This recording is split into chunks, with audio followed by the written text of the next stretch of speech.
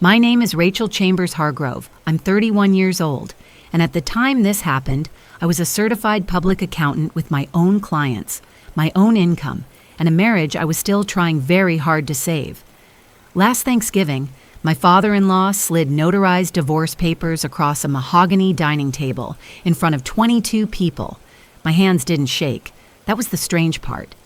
My throat felt tight enough to bruise, and I could hear my own pulse in my teeth, but my hands stayed perfectly steady.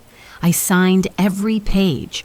What none of them knew was that 11 days earlier, my best friend had brought me a brown envelope at 9:03 p.m., and inside it was enough proof to crack their entire version of the story in half. Before I continue, if you end up liking this story, may you please take a moment to like and subscribe, but only if you genuinely connect with it. Drop a comment letting me know where you're watching from and what time it is there. Now let me take you back to the beginning, because what happened at that Thanksgiving table only makes sense if you understand the kind of family the Hargroves were, and the kind of silence they expected me to live inside. I met Daniel Hargrove on a Friday night in September when I was 28 years old. It was downtown Chicago, in a private room above a restaurant in River North for a mutual friend's 31st birthday. The room smelled like citrus peel and red wine, and Daniel made me laugh before I finished my first drink. He had that particular kind of warmth some men wear like a tailored coat. Not loud, not flashy, just easy. He asked thoughtful questions, and he remembered details.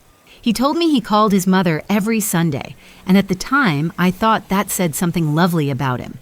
We dated for a year and a half. He sent flowers to my office on random Thursdays. He learned how I took my coffee. He listened when I talked about tax law changes and never once made a joke about how boring my work must be. When he proposed, it was in early spring on the lakefront, wind cutting across the water so sharply my eyes stung. I said yes before he finished the sentence.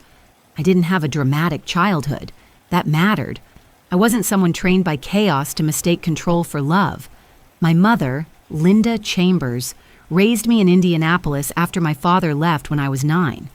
She worked as a nurse for 24 years and believed in two things with near religious commitment: reading documents before signing them and never making yourself smaller so someone else could feel larger. She was not a dramatic woman. She was a practical one, the kind who labeled freezer containers and paid bills 3 days early. So when I met Daniel's family and something in me felt cold, I explained it away. The first time I drove out to Naperville to meet his parents, it was late October. Their house sat back from the road behind a curved brick drive and trimmed hedges that looked professionally managed. A brick colonial with white shutters, black iron lanterns, and a front door so glossy it reflected the sky back at you. Inside, the air smelled like polished wood, and something floral I later learned was Gloria Hargrove's favorite candle. The hallway walls were lined with framed family photos. Daniel in lacrosse gear, Daniel graduating, Daniel shaking hands with men in suits, Daniel standing beside a brunette woman I didn't know until later had been Vanessa, his college girlfriend. There were 3 framed photos of her. I noticed them. Of course I noticed them.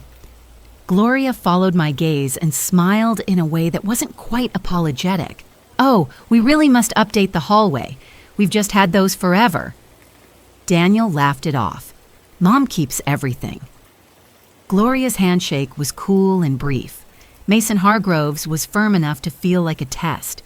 He was one of those men who spoke in declarative sentences, never questions. A commercial real estate developer. Tall, silver-haired, expensive watch, voice trained by years of being listened to. At dinner that night, he interrupted me 3 times in the first 15 minutes, not rudely enough to object to, just consistently enough to establish a structure. "What Rachel was saying," Daniel tried once. Mason lifted one hand. "I understand what she was saying." He kept talking. I told myself then that older men from his generation often confused dominance with conversation. I told myself Gloria's chilly politeness was nerves. I told myself the photos were an oversight. I told myself a lot of things in those early years because I was in love, and because love makes many intelligent women generous interpreters of other people's behavior. I was 30 when Daniel and I got married. The wedding cost $42,000. Though I only knew that exact number because Gloria mentioned it twice in the planning process, and once afterward in a way that suggested it should be appreciated like a monument. My mother contributed $8,000 quietly and refused to let me thank her publicly. "It's your day," she said, "not a financial report." The Hargroves hosted the rehearsal dinner at their club. Gloria cried during her toast. Mason talked about family legacy. Daniel held my hand under the table and pressed his thumb against my knuckles twice, our silent signal for "I know, just let it pass." That became a theme. Let it pass. The first 4 months of marriage were good in the ordinary ways that matter. Shared groceries, Sunday laundry, falling asleep on the couch with a show neither of us cared about enough to finish. Then we bought a house in Chicago together the following spring, a 3-bedroom in Roscoe Village with a narrow backyard and a kitchen I loved immediately. Both our names were on the deed, both our incomes on the mortgage application. I thought that meant something permanent. The first time Gloria asked about children, it was Easter, 4 months into our marriage. We were sitting in her sunroom, pale yellow upholstery, too many cushions, the smell of tea and lemon polish. She set her cup on the saucer and asked very pleasantly, "So when can we expect to hear some good news?" I smiled the way women are taught to smile when a question is too invasive to answer honestly. "We're enjoying being newlyweds," I said. "We'll start trying when the time feels right." "Of course," she said. Then she added, "Daniel's father had his first son at 26. Hargrove men tend to want families young." I let it pass. At Thanksgiving that year, Mason mentioned legacy. At Christmas, Gloria told me a friend's daughter had frozen embryos, just to be responsible. In February, Daniel handed me his phone during dinner because his mother wanted to ask if I'd started taking prenatal vitamins. On a Wednesday in March at 8:17 p.m., Gloria emailed me an article about fertility-supporting foods with no subject line and no message body, just a link. I read it standing at my kitchen counter under the pendant lights while Daniel rinsed dishes beside me. He looked over. "What is it?" "Your mother sent me an article about pumpkin seeds and ovulation." He sighed. "You know how she is." That sentence. I heard it over and over. "You know how she is. They don't mean anything by it." He's old-fashioned. Just let it go. The problem with phrases like that is they're built to erase impact. They turn decisions into personality quirks, harm into habit, pressure into background noise. But they did mean something by it. By our first anniversary, the questions had become regular enough to anticipate. Holidays, family dinners, random Tuesday calls, little comments dropped into conversation like pins. A neighbor's daughter had twins. A friend's son had finally married someone ready for the next stage. Mason asked once, in front of 6 relatives, if Daniel had a real plan for the future. I asked what he meant. He looked at me with open pity. "I mean about your future, Rachel." Daniel said, "Dad, come on." That was all. I was 31 years old when my gynecologist told me I had polycystic ovary syndrome. It was a Thursday in March, 3:40 p.m. The blinds in the office were half closed against gray light, and the exam room smelled faintly of antiseptic and paper gowns. My doctor was calm and kind. She told me it was manageable, not catastrophic, not severe. It might just take longer. It might require monitoring. It might require medication. I sat in my car afterward for 22 minutes without turning the engine on. I cried until my eyes hurt. Then I called my mother. Then I drove home and told Daniel.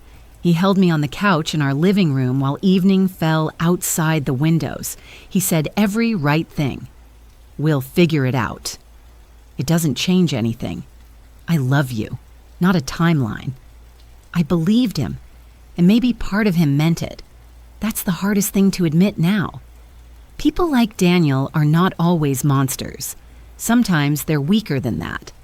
Sometimes they mean kind things in private and cowardly things in public. Sometimes they do not choose cruelty directly. They just fail to stop it. And the damage lands all the same. A week after that appointment, I heard him on the phone with his father in the living room. I was in the kitchen unloading groceries at 6:14 p.m. Daniel's voice had dropped low in the way it did when he wanted not to be overheard. I wasn't trying to listen. I just walked in at the wrong moment. "I don't know yet, Dad," he said. "I just don't know." Then he looked up, saw me, and changed the subject mid-sentence. I filed that away somewhere private. I should have looked at it harder. The second year of our marriage was not a collapse. It was erosion. Quiet, repetitive, specific. Gloria started sending me fertility articles every week. Mason began calling Daniel directly to arrange family dinners I was sometimes not explicitly invited to. One Sunday in July, I arrived 20 minutes late because a client meeting ran over, and Gloria greeted me at the door by saying, "We already started. Timing matters more than people think."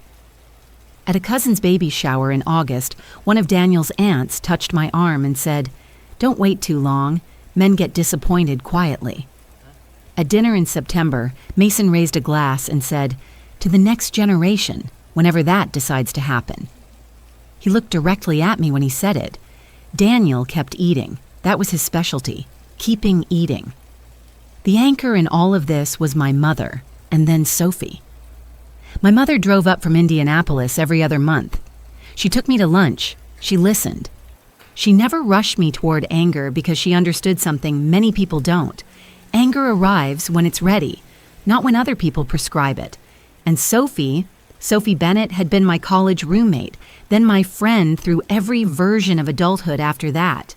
We'd survived terrible apartments, bad bangs, job changes, one minor car accident, and enough takeout to fund a small country. She worked as a family law paralegal in Chicago and had a voice so calm it made strangers confess things.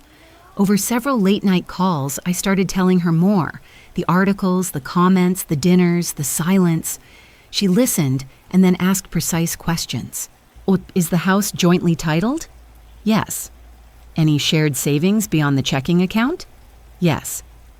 "Have they ever put anything in writing?" "Not really." "Keep everything anyway." I laughed the first time she said it. She didn't.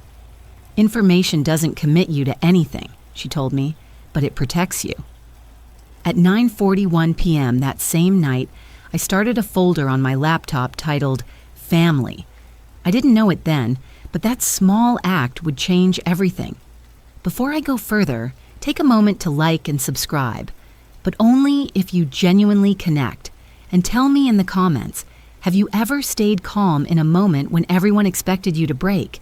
Now let me tell you what I started finding once I finally stopped explaining their behavior away.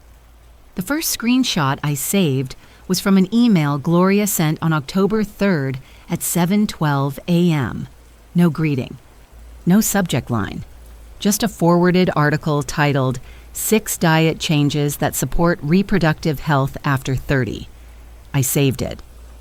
Then a text from Mason to Daniel that I saw flash on our kitchen counter while Daniel was in the shower. I wasn't snooping. The phone lit up beside me while I was making coffee. She needs to decide what kind of wife she's going to be. I stared at it for 3 full seconds. Then I memorized it because the screen went dark before I could do anything else. I told myself that wasn't enough, that maybe I'd misunderstood, that maybe there was context, that maybe there was always context. But there was one thing they kept forgetting about me. I'm an accountant. I notice patterns for a living. I started keeping records the way I handled difficult clients, quietly, methodically, date, time, context, language. October 14th, 6:55 p.m. Sunday dinner. Mason, a family line doesn't continue itself. October 27th, 8:10 p.m. Gloria voicemail. I found a specialist a friend used. No pressure, of course. November 2nd, 1:23 p.m. Daniel after lunch with his father, unusually withdrawn. No explanation. December 11th, 9:05 a.m. Email from Gloria with an attachment labeled, "Hope this helps." By January, Sophie had me saving everything in 2 places. Screenshot it, she said, then email it to yourself, then save it to a cloud folder. Redundancy is peace. At first I resented how practical she was. Later, I understood it was love. On February 18th at 10:22 p.m., I searched our home office drawer for stamps and found a folder with Daniel's handwriting on the tab, Insurance/Personal. Inside were routine things, tax forms, dental paperwork, a life insurance summary. Nothing dramatic. Then one folded sheet from a clinic in Evanston. I didn't fully unfold it because Daniel walked in. "What are you doing?" "Looking for stamps." He took the folder from my hand too fast, then smiled. "You always dig through everything." It was a joke in tone only. I apologized. That's the embarrassing part now. I apologized. But the glimpse stayed with me. A clinic name, a date from before we met, medical language I couldn't fully read. That was his first mistake. The second came in March, when I found out I was pregnant. It was March 9th, a Saturday. 7:14 a.m.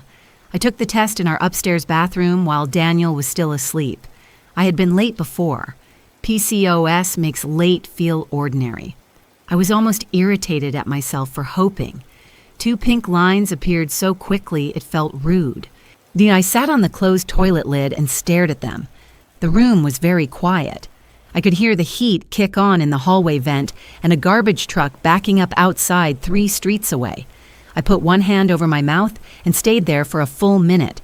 Then I took another test. Same result. Then I called Sophie. She answered on the second ring, sounding asleep. "Rachel, I think..." Then I started crying too hard to finish. She sat up immediately. I could hear the change in her voice. "Tell me exactly what the test says." I took 2. "And?" "Positive." Silence, then softer. Okay, I'm coming over." "Don't," I said. "It's early. I know what time it is." She was at my house by 8:02 a.m., with bagels, coffee, and a face that looked calm only because she had chosen it. And she sat with me at the kitchen table while I cried and laughed and kept staring at the tests like they might revise themselves. "What about Daniel?" she asked. "I haven't told him yet." She looked at me carefully. "Do you want to know why that's the first thing I'm noticing?" I knew, because I didn't want his reaction yet, not before I had one of my own. My doctor confirmed the pregnancy that Monday. Blood work, ultrasound scheduled, 8 weeks along, give or take.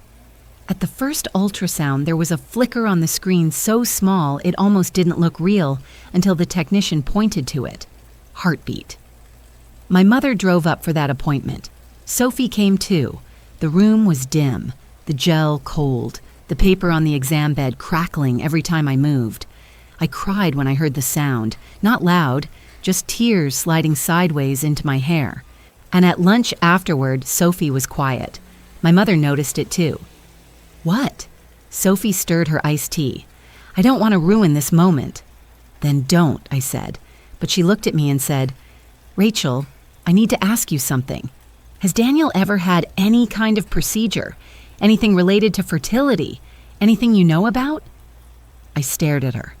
"No." She held my gaze. That was when the memory of the clinic paper in the folder came back so hard it felt physical. "What aren't you saying?" my mother asked. Sophie took a breath. "Nothing definite yet, but I saw a clinic bill on Rachel's home printer tray 2 months ago when I was there for dinner. Evanston Urology Associates. I remember because my firm handled a records subpoena from there once, and the letterhead stuck out." My stomach dropped. "You think..." "I don't know what I think," she said. "I think you need answers before you tell him anything." What happened next changed everything. At 2:47 a.m. that night, I sat on my bathroom floor with my laptop open and my knees pulled up to my chest. I searched Evanston Urology Associates. Vasectomies were one of their primary procedures. The room was cold, tile against bare legs, my heartbeat everywhere. At 8:31 the next morning, Sophie called a records contact she trusted. At 11:06 a.m., she called me back. "Do not say anything yet," she said. I need until tonight. That tone in her voice. I'd heard it once before when she helped a client discover her husband had transferred $86,000 to a separate account 2 weeks before filing for divorce. Calm, precise, final. I worked all day and remembered none of it. At 6:54 p.m., Daniel texted that he was having drinks with his father after work. At 7:02, my mother called and asked if I'd eaten. At 8:49, Sophie texted, "I'm on my way. Don't be alone when I get there." My mother arrived first. Sophie came at 9:03 p.m. carrying a legal-size brown envelope and a look on her face I will never forget. Not panic, not drama. Grief, maybe. Or anger so compressed it had gone cold. She set the envelope on my kitchen table. "I need you to read these," she said, "and I need you to be brave." Inside was a certified medical record from Evanston Urology Associates. Date, 4 years before Daniel and I met. Patient, Daniel Hargrove. Procedure, elective bilateral vasectomy. I read it once, then again, then again. My mother put one hand flat on the table between us like she was steadying the entire room. "No," I said, and Sophie's voice was very quiet. "It's real. No. It's certified. No." Because if it was real, then every comment at every table landed differently. Every article, every look, every conversation, every time Daniel held me while I cried about my body, every time he let his family imply I had failed him, every time he said, "You know how they are," he knew. He had known the entire time. I sat there at 9:27 p.m. in my own kitchen and felt something inside me rearrange itself permanently. Sophie reached into the envelope again and pulled out copies of my blood work and ultrasound summary. "That's not all," she said. I looked up. She kept her voice even. "Rare vasectomy failures happen. Spontaneous recanalization. It's documented. Your doctor confirmed it's possible. The pregnancy doesn't change because of his record. But the record changes everything about their narrative." I understood her instantly. They had built a public case against my body while he quietly protected himself from the truth. My mother stood and walked to the sink and back again because movement was the only thing keeping her from saying something she couldn't take back. I whispered, "He watched them blame me." "Yes," Sophie said. "He watched me blame me." "Yes," and said nothing. "Yes." Silence. Then I asked the only practical question left. "What do I do?" Sophie looked at me. "What do you want to do?" "I wish I could tell you," I answered quickly, "that I became steel on contact. I didn't. I cried in my bathroom at 11:18 p.m. with the fan running overhead and both hands over my face. Not because I still loved Daniel exactly, not only that. I cried because betrayal is humiliating in a private way. It makes you review your own intelligence like a damaged document. You start asking what you missed, what you excused, what you renamed so you wouldn't have to leave. At 12:02 a.m., I came back downstairs. My mother was folding and unfolding a dish towel at the counter. Sophie had already made a list. That was Sophie. Grief in one hand, legal pads in the other. She had written, "Confirm pregnancy records, copy house deed/mortgage, screenshot emails/voicemails, do not tell Daniel yet. Wait, let them move first." I stared at the last line. Why? "Because men like Mason only feel safe when they think they control the scene," she said. "If he's already planning something, let him build it. Then we answer it." He never saw it coming. Over the next 11 days, now I became a version of myself I had not met before. I smiled. I nodded. I went to dinner. I kept working. I ate crackers when nausea hit. I saved every email. I checked deed records. I forwarded voicemail files to myself. I made copies of mortgage statements, insurance forms, and the pregnancy confirmation. On March 14th at 4:13 p.m., Gloria left me a voicemail asking if I'd be attending the family Thanksgiving planning dinner because Mason wanted everyone together this year. Thanksgiving planning in March would have been absurd, except this wasn't the actual holiday season in the original timeline I've just shifted forward for the long story. The dinner itself was in late November. What matters is this. The invitation came with false warmth and too much ceremony. Mason wanted witnesses. He always wanted witnesses. On November 13th at 5:44 p.m., Daniel came home and said too casually, "Dad reserved the private dining room at the club for Thanksgiving. Big family thing. 22 people." 22? Cousins, family friends. Harold and Denise. Marcus and whoever he's seeing now. "Sophie," I said. He shrugged. "Right." His face was unreadable. That should have frightened me more than it did. The next morning, at 8:08 a.m., Sophie texted, "He's moving. Let him. Wear something you feel steady in." I stared at that message for a long time. Then I opened my closet. The club's private dining room was exactly the sort of place Mason Hargrove would choose for something cruel he intended to call necessary. Dark wood paneling, oil portraits, thick carpet that muted footsteps, brass sconces casting flattering light. Knew a coat check attendant at the front desk who knew half the guests by name and spoke in the low, polished voice of someone trained never to react. I wore a navy crepe dress, low heels, and my grandmother's pearl earrings. Not Gloria's pearls. Mine. My grandmother, Linda Chambers, had left them to me when she died, tucked in a blue velvet box with a note in her looping handwriting, "Wear these when you need to remember yourself." I needed them. I arrived with Daniel at 6:21 p.m. He drove. He spoke very little on the way there.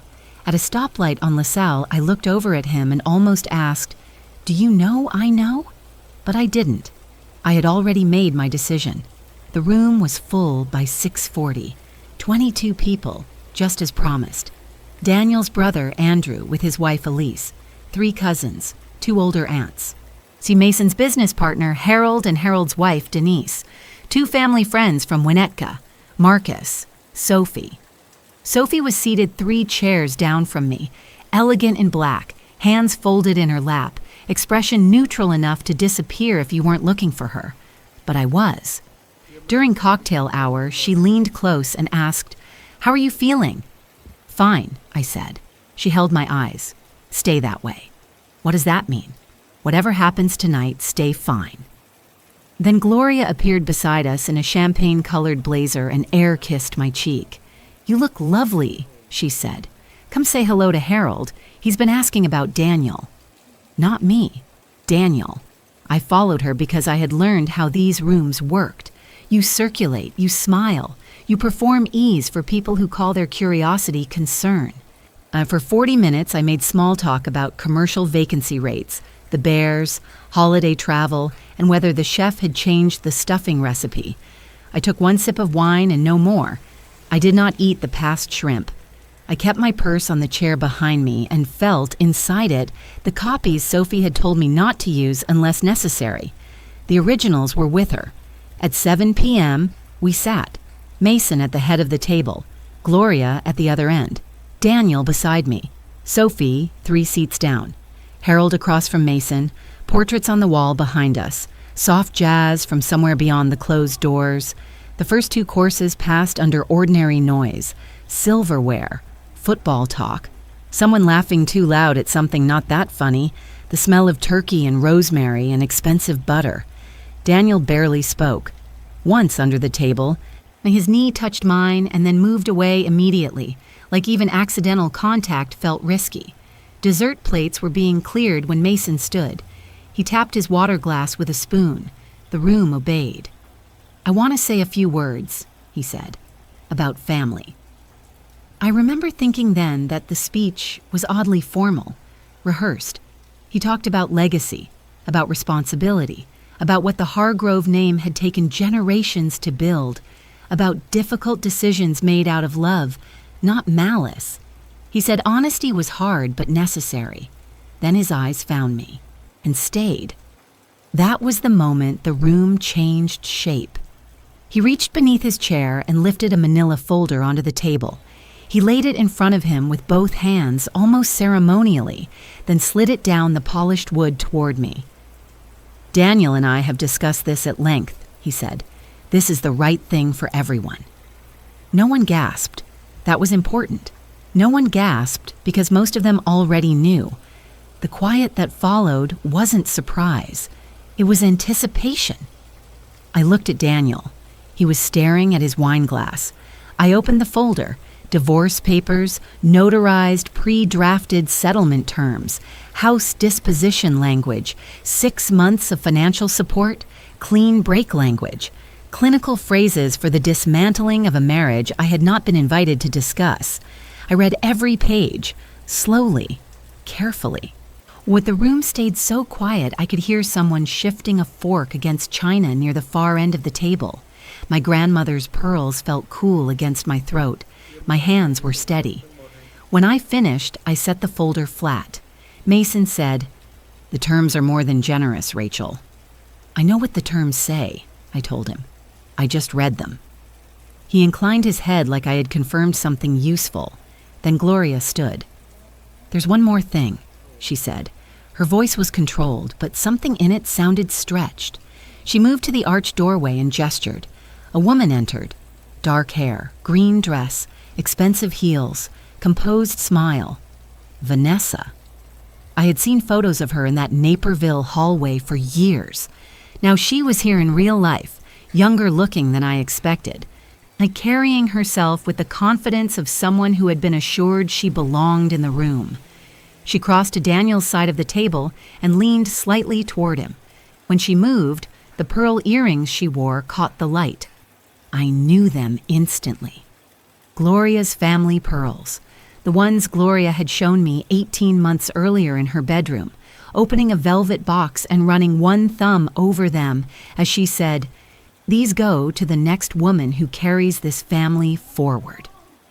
I remember that sentence because it had made me uncomfortable even then. Now they were on Vanessa. Mason said, "This is Vanessa. Daniel and Vanessa have known each other a long time. She's a wonderful woman." I looked at him. Then I looked at Daniel. Then I picked up the pen. If this story is hitting you hard, you're not alone. Hit subscribe so you don't miss how this ends. And tell me in the comments, what would you have done in that room? Because what I did next looked like surrender to everyone at that table. It wasn't. I signed. Every page, every line, every required field. The scratch of the pen on paper sounded louder than it should have. When I finished, I closed the folder and placed it back in front of Mason. Then I looked at my husband. "You could have just talked to me," I said. "That's all I ever needed. For you to just talk to me." He met my eyes for exactly 2 seconds, then looked away. I folded my napkin, pushed back my chair, and then Sophie stood up. Sophie had been so quiet that night, I think half the room forgot she was there. She rose slowly, smoothing one hand over the front of her dress, and reached into her jacket. "Before Rachel leaves," she said, "or I have something for Mason." Her voice was level, not loud, not theatrical, which made every person at that table listen harder. She took out a small brown envelope and extended it across the table. Mason looked at it, then at her, then at me. "What is this?" he asked. "Open it," Sophie said. He didn't move at first. Men like Mason are rarely afraid of documents when they're the ones drafting them, but this was different. This had arrived from the wrong direction. Gloria said quietly, "Mason." He took the envelope, opened it, pulled out the first document. I watched his face while he read. 11 days earlier, at 9:03 p.m., Sophie had placed that same envelope on my kitchen table. At 9:27, I had learned the truth. At 11:18, I had cried on a bathroom floor. And now, here we were.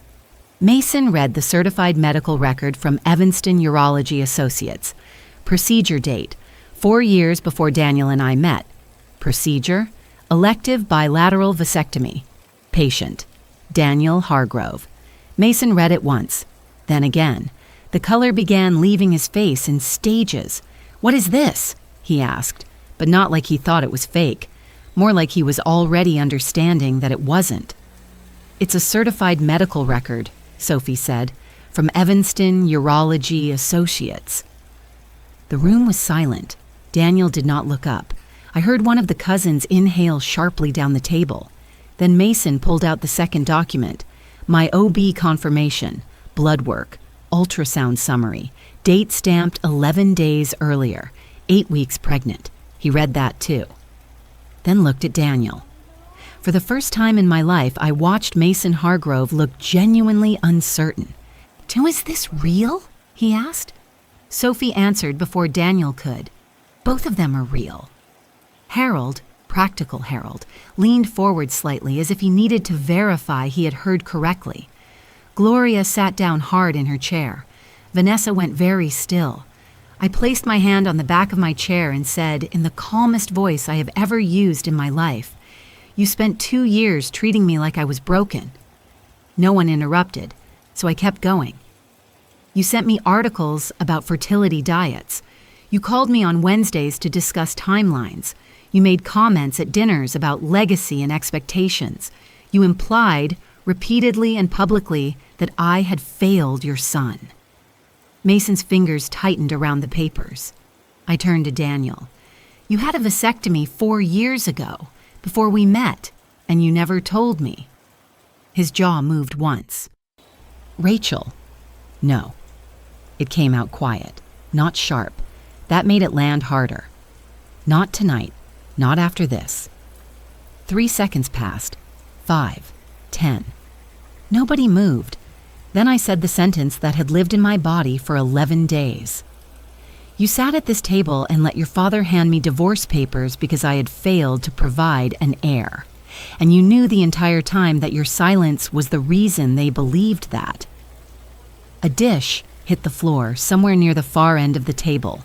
One of the aunts had dropped her fork. The sound was strangely helpful. It broke the paralysis just enough for the truth to breathe in the room. Mason looked from me to Daniel. "You knew?" Daniel said nothing. Mason's voice sharpened. "Answer me." Daniel finally looked up. He looked smaller somehow, not physically, structurally.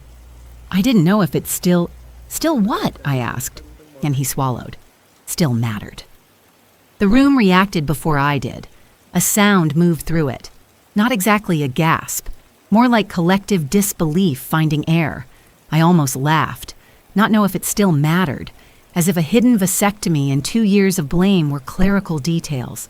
I said, "It mattered when I cried on our couch and told you I thought my body was failing us." Silence. "It mattered when your mother emailed me fertility articles at 7:12 in the morning." Silence.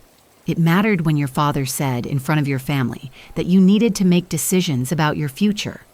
Silence. "It mattered every single time you let me stand in a room alone while your family discussed my worth like it was tied to my uterus." Gloria put one hand over her mouth. "Mason," Harold said quietly. "Let her finish." That mattered more than anyone knew. And a witness. A man Mason respected. A public refusal to let him retake the floor. Mason's hands had started to tremble. I'm not sure he realized it. Sophie stepped closer to the table and laid down 2 more pages. Printed emails, dates visible, Gloria's forwarded fertility articles, a voicemail transcript, a note Sophie had helped me prepare in case anyone tried to call the pressure imagined. "Rachel kept records," she said. "Dates, times, emails, voicemails. There is a documented pattern." Mason stared at the papers. "What exactly are you implying?" he asked. Sophie met his eyes. "I'm not implying anything. I'm stating it." That was Sophie. Never dramatic, just devastatingly exact. Vanessa spoke then for the first time. "I didn't know," she said softly. Everyone turned toward her. And then she was still standing near Daniel, but no longer looked connected to him. She looked like someone who had stepped into a play during the wrong act. "I was told," she said, and stopped. Her face changed. "I was told the marriage had been over for months." I believed her instantly, because she looked embarrassed, not defensive, humiliated, not strategic. I said, I know, and I did.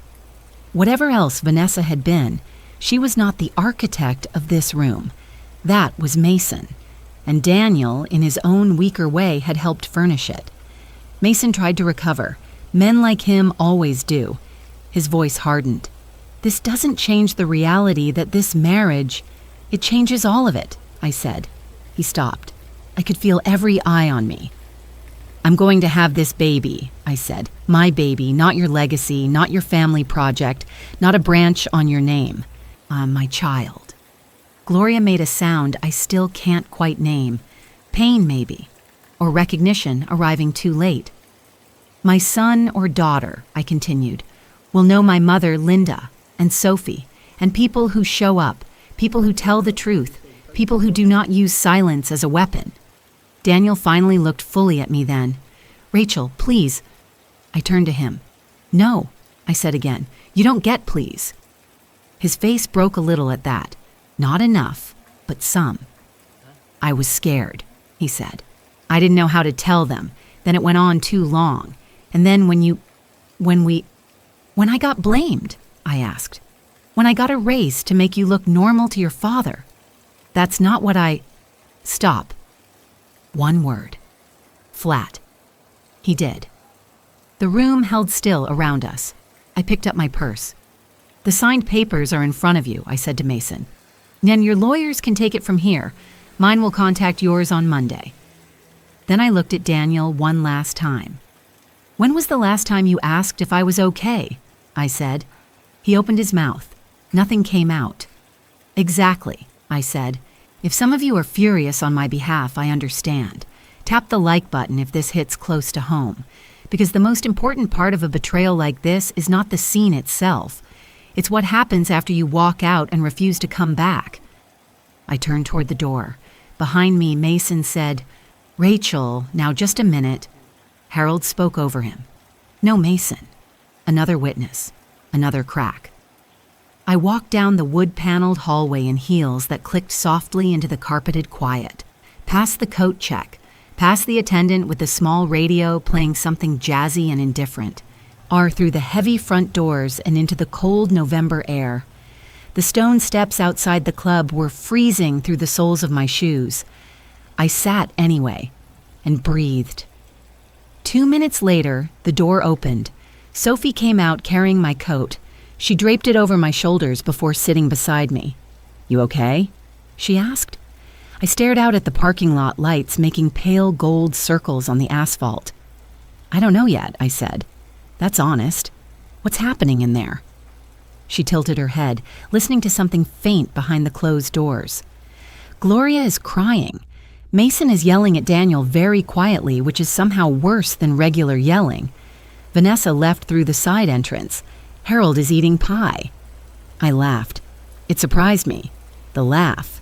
It came up from somewhere beneath the grief, bright and strange and almost weightless. And Sophie smiled. There you are. He's going to fight the divorce terms, I said. Let him, she said. The house is jointly titled. You have documented pressure, and Mason cares more than oxygen about appearances. Once his own counsel explains how ugly this looks, he'll become extremely reasonable. You've thought about this. I've been ready for 8 months, she said. I leaned my head on her shoulder.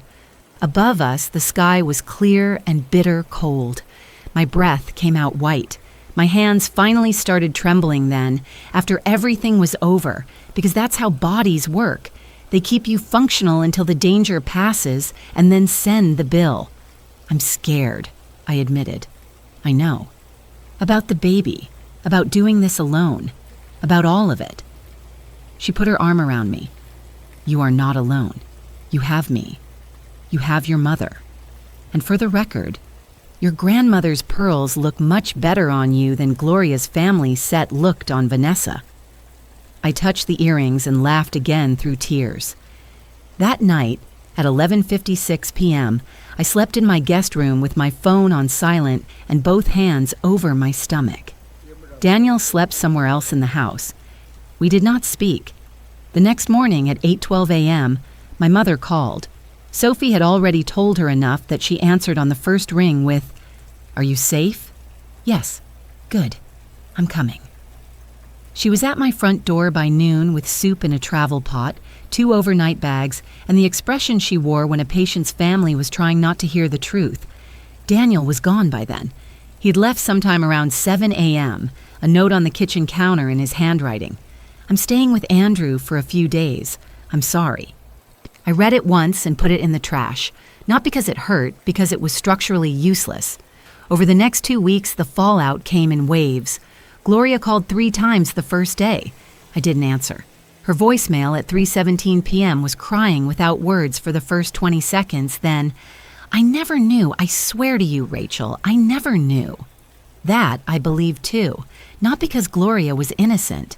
She wasn't, but because her cruelty had always been participatory, not strategic. She had joined a narrative she found convenient. Daniel had built the foundation of it. Mason never called me directly. He had his attorney do it. That told me everything about what he feared. By Monday morning, Sophie's firm had referred me to a litigator with a quiet voice and immaculate posture named Elaine Mercer. She reviewed the divorce filing, with the property records, my documentation folder, and the medical record situation without changing expression once. At the end, she folded her hands and said, "This is extremely favorable to you. Because of the pregnancy." "In part," she said. "Mostly because your husband concealed material information and then allowed a documented pattern of family pressure to be directed at you based on that concealment. No one on his side wants this aired." No one on his side wants this aired. I cannot explain how healing it is, after weeks or months or years of being told something is normal, to have a competent stranger look at it and call it what it is. Harassment, concealment, pressure, record, evidence, reality. Daniel's lawyer called 19 days later and said their client was prepared to move forward cooperatively. Elaine muted the line and looked at me. Translation: his father saw the draft response. I nodded. The house became mine 5 months later. That part happened more cleanly than I expected, mostly because Mason Hargrove valued public image more than vengeance. A contested divorce involving a hidden vasectomy, fertility-based family pressure, and a pregnant wife looked bad. Really bad. Worse, it looked bad in circles he cared about. Money matters differently to men like Mason, not as survival, as optics. The initial settlement offered 6 months of support and a forced sale of the house. The final agreement gave me the house outright subject to refinance, a fair financial distribution, and strict communication channels through counsel. Daniel signed. I heard later he hadn't argued much. That didn't move me. Silence after damage is not growth. It's often just exhaustion. My mother moved in temporarily in January. She took the second bedroom and paid $700 a month in rent. I told her repeatedly she did not need to pay. She paid it anyway because she is Linda Chambers, and practicality is her native language. The house felt different with her in it, warmer, less haunted. Soup on Sundays, folded towels exactly the same size, her reading glasses on the counter near a half-finished crossword. I kept working through the pregnancy. Morning sickness hit hardest at 6 a.m., for no reason I ever understood. I learned to keep crackers in my nightstand drawer. Sophie came to appointments when she could. My mother came when she couldn't. The baby developed on schedule. Or tiny socks arrived from people who loved me properly. Once, around month 5, Daniel emailed asking if he could talk. Elaine handled the reply. No, not out of cruelty, out of structure. He had had structure, marriage, privacy, trust. He used all 3 to protect himself while I took the blame. He did not get spontaneous access once consequences became real. My son was born on a Tuesday in late June at 7:40 a.m. Labor started at 2:13 in the morning. My mother drove. Sophie sat in the back seat with our hospital bag because she insisted she could monitor vibes better from there. The maternity ward smelled like hand sanitizer and warmed linens and weak coffee from the nurse's station. He came into the world with a furious, indignant cry and a full head of dark hair. My mother said he had my grandmother's mouth. Then I named him James because the name belonged to no one. No family politics, no inheritance, no legacy, just a clean beginning.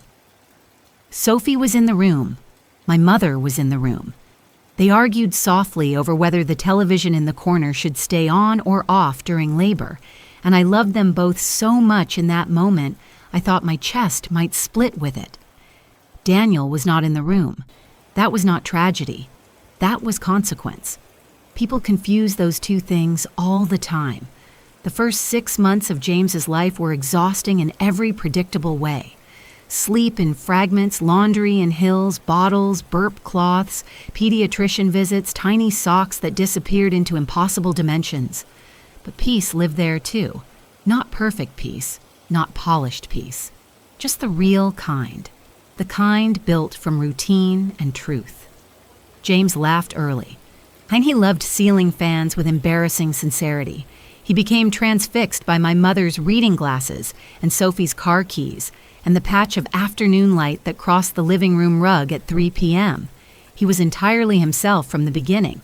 I heard things, of course. Marcus and Sophie stopped dating eventually, but stayed friendly enough that information traveled in bits. Vanessa had left by December. Mason had suffered a professional humiliation involving a business deal that collapsed after at least 2 long-standing associates stopped returning his calls. Gloria had started seeing a therapist on Tuesdays. Daniel had moved to Seattle for a position in another firm office. I didn't ask for details. Anger takes up space. A baby takes up more. I gave the room to the person who deserved it. There was one call from Gloria I did answer. And it was in February, 8 months after James was born. She sounded smaller. That's the word, smaller. "I'm not calling to ask for anything," she said immediately. "I know I don't have that right." I didn't speak. "I just wanted to say," she continued, "that I was wrong. Not about Daniel. About me. About what I joined. About what I allowed." I sat in my kitchen with James asleep in his high chair after refusing half a banana. She kept going. I thought if I kept peace with Mason, that was the same thing as being good. It wasn't. No tears, no theatrics, just a sentence. That mattered. I still didn't let her back in. An apology can be real and still not restore access. That's something many people need to hear more often. I told her I appreciate the apology. Then I ended the call. 6 months later, Sophie and I were on my living room floor helping James stack soft blocks he preferred knocking over to building. My mother came in from the kitchen, sat on the couch, and watched us for a minute. "You know what you did right at that dinner?" she asked. I glanced up. "What?" "You didn't run." James shoved a blue block into his mouth. My mother smiled. "You read every page. You signed what you needed to sign. Then you said what needed to be said. Most people would have fled or exploded. You did it properly." I took the block gently from James and handed him a green one instead. "I was terrified," I said. "I know," she replied. "That's what made it proper." I thought about that for a long time afterward, because fear is not the opposite of strength. It's often the place strength has to begin. Yes, I'm Rachel Chambers Hargrove. Though not Hargrove anymore, not legally, not privately, not in any way that matters. And that Thanksgiving dinner was the last time I ever sat at Mason Hargrove's table. I still have my grandmother's pearl earrings. They're in a small velvet box in my dresser drawer, and sometimes on difficult mornings, I wear them even if I'm just working from home in a sweater with spit up on the shoulder. They remind me of something I learned too late, and then, exactly on time. Being chosen is not the same as being valued, and silence is not the same as peace.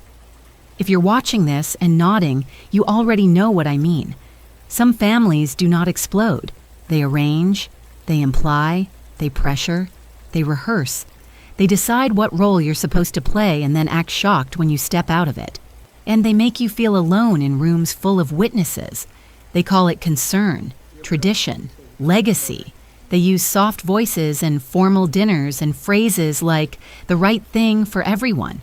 But the right thing for everyone is almost never the thing that erases one person to protect another. This is what I learned. Family is not who shares your last name. Family is who shows up. Family is who drives across town at 9:03 p.m. with a brown envelope and the truth. Family is who sits beside you for an ultrasound. Family is who brings soup instead of judgment. Family is who tells you to read every page before you sign. Silence is not peace. It's postponed pain. It's damage stored at low heat until someone finally says the thing out loud. And once you say it, once you name it properly, it doesn't always get easier immediately, but it gets clearer. Now, and clarity is a form of mercy, and you do not owe anyone your life just because they expected to control it. Not a husband, not a mother-in-law, not a father-in-law with a private dining room and a rehearsed speech about legacy. Not anyone.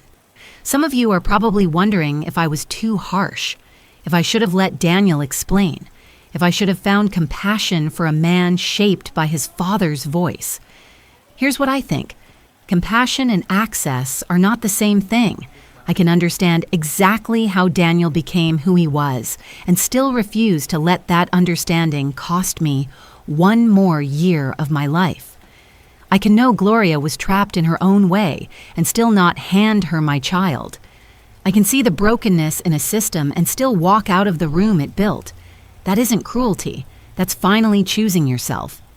And if you are in a season of your life where you are questioning your own version of events because everyone around you seems comfortable with a lie, let me say this plainly. Your confusion does not mean they are right. Sometimes, confusion is just what happens when you've been standing too long inside someone else's version of the truth. Get quiet. Get records. Call the friend who tells you facts. Save the email. Screenshot the text. Read every page. Then decide from solid ground. Today, my life is small in the best ways. School pickup, client calls, a child who wants the same book read 3 times in a row, my mother's soup on Sundays, Sophie on the phone giving someone else the kind of calm, thorough advice that once changed my life. Brick by careful brick, I built something after that dinner, not on the foundation they offered me. On ground I chose. Even when it shook, it was enough. Actually, it was more than enough. If this story spoke to you, leave a comment and tell me. What boundary changed your life? And if you haven't subscribed yet, now's the moment. There are more stories to tell.